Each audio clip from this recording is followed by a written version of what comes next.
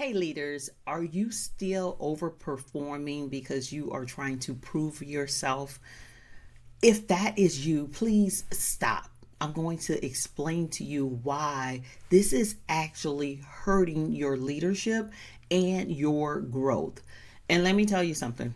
I'm not judging because that was me. I did it and I understand the trap, right? And that's exactly what it is. It's a trap.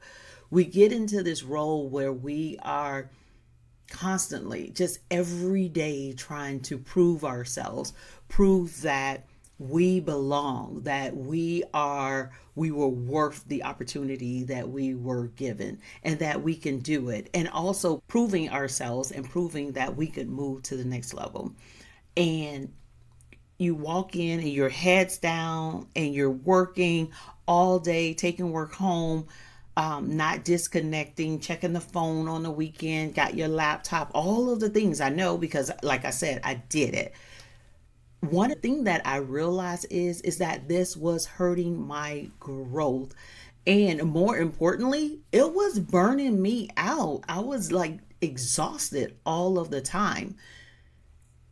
You have to remember, if you were hired and you are leading a team, you are hired in that role, you've already proven yourself. You don't have to keep proving that you can do that job. Now, what you need to do is you need to start doing the job that you were hired to do. If you were hired to lead a team, then you need to stop all of the hustling and learn how to lead better. That's what you were hired to do. And this is really hard when we go from individual contributor to now leading a team. We think that we are still the doer and we have to do all of the things. And that is one of the mistakes that we make, and that is the trap that we fall into. You want to now become the strategic leader. You are leading, you're not doing it. You have a team. And it doesn't mean that you don't have tasks that you have to perform, because you absolutely do. But what it does mean is that you're not heads down doing everything. You need to become more dependent on your team, and you need to provide them the structure and the support and everything that they need to do in order to perform at their highest level. That's what you were hired to do. I'm going to share with you 3 quick things that you could do to start to move from proving yourself to now positioning yourself as the leader of a high performing team and as the person that is on the path to growth. The first thing, like I said, you have to start building your team. Your team has to be, you have to make sure not just that they have the skills, right? So when they come in, we're making sure that they have certain skills, but you also have to provide them with the structure that they need and the resources and support that they need. That's number one. Because in order for your team to perform at their highest level, they need certain things. The second thing you want to do is make sure that you have a shared goal and they understand what that goal is. Everybody is on the same page. We are all going in the same direction and we know exactly what that is. The third thing, this one is all on you. You need to create metrics and reports so that you are able to easily know what's going on in your department and share this information with other people. One of the biggest downfalls I had was that I was doing all of this work. My team was having all of this success, and I have had the opportunity to lead amazing teams. And yes, it required work on my part, but it was so worth it. I have led amazing teams and they were achieving amazing results. And initially, I wasn't sharing it because I was trying to be humble. I didn't want to brag. But what happened was everybody didn't know what we were doing and what was going on in our department.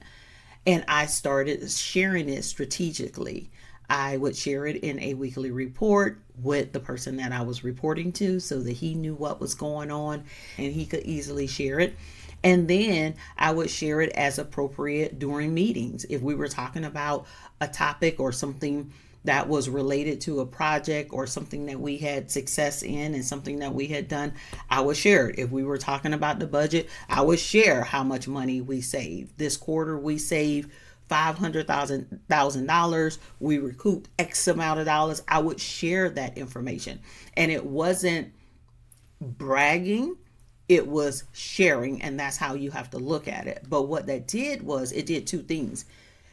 It now put me in another light where people were able to see that I was able to drive results, and they saw that I had a successful team that I had developed, right? So me and my team were doing great things, and everybody started to know about it. I would share it in meetings, I would share it in reports, I would share it every opportunity I had a chance to share it.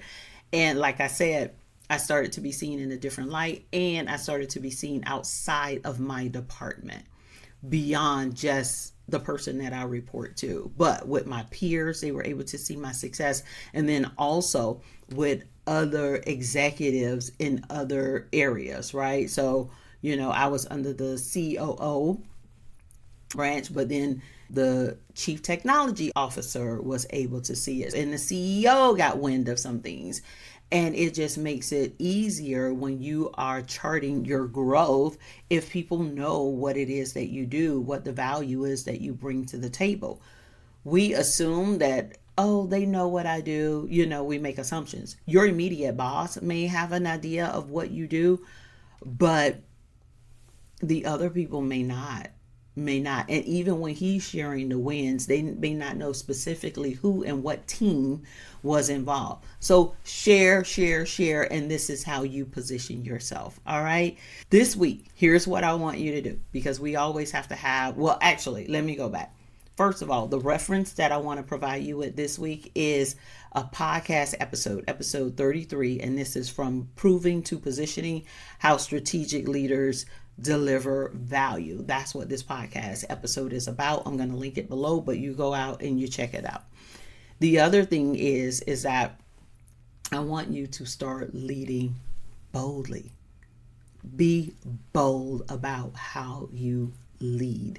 And it's not about being cocky. It's not about an ego. It's about being bold and confident in what it is that you bring to the table and what it is your team brings to the table. So that's the reference, and that's my little feedback. The action step is what I want to get to. One of the things that I always recommend is at the end of every week, you go and you have a reflection, a time of reflection. 30 minutes. You could do it at the end of the week, the beginning of the next week. But time of reflection. You go back and you're going to sit and you are assessing what happened over the course of the week. In this time, when you do it this time, I want you to really think about the value that you bring to the organization, the value that you bring to your team. Both of those. And I want you to write them down. And then also, I want you to write down where you're still trying to prove yourself instead of positioning. And we all have these areas that we're just not totally comfortable in. Usually it's a lack of confidence, but if it's something that you need to do in terms of developing your skill, whatever that is, identify the area that you're still trying to prove instead of position. And then I want you to come up with one area that you can shift from doing more to leading more. One area where you can shift from doing more to leading more. All right. That is your takeaway. And let me just say this. If you do not have some type of way of communicating with the person that you report to, and also with your team, because this is really good for them. If you don't have a way of communicating the accomplishments, the success to your boss or your team, I would start there.